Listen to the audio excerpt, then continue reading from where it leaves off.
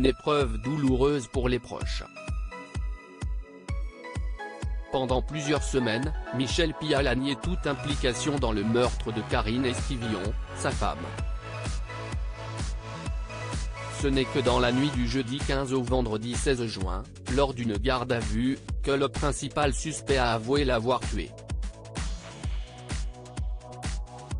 Un triste dénouement qui a frappé tout le village de Maché, en Vendée, et plus particulièrement les proches du couple. Pour rendre hommage à leur mère, mais aussi à toutes les femmes qui ont été victimes de leur conjoint ou ex-conjoint, les enfants de Karine Esquivillon ont ainsi organisé une marche blanche, comme l'a révélé Eva-Louise Pial sur Facebook, le 23 juin dernier. L'événement doit avoir lieu ce samedi, à Maché, à partir de 14 h. Encore bouleversé par le meurtre de sa mère, Thomas, le fils de Karine né d'une précédente union, s'est quant à lui confié dans les colonnes du Parisien, ce vendredi 30 juin. Le jeune homme a notamment assuré que les trois aînés de la victime avaient passé beaucoup de temps ensemble pour tenter de se relever après un tel traumatisme.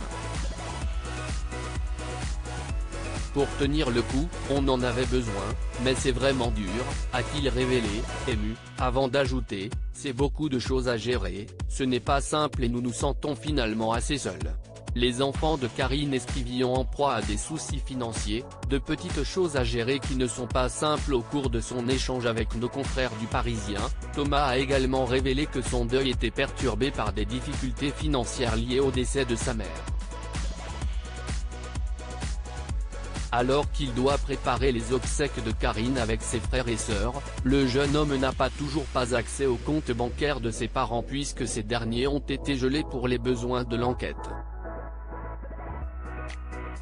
Résultat, il a été contraint d'ouvrir une cagnotte en ligne. On n'a même pas la possibilité d'accéder à la maison qui est toujours sous scellé, a-t-il indiqué, avant de conclure, nous avons dû racheter des vêtements pour notre petit frère et notre petite sœur, c'est plein de petites choses à gérer qui ne sont pas simples quand on tente juste de tenir le coup et de faire face à la perte de notre mère dans ces circonstances sordides. Article écrit en collaboration avec 6 médias. Crédit photo, capture d'écran TF1.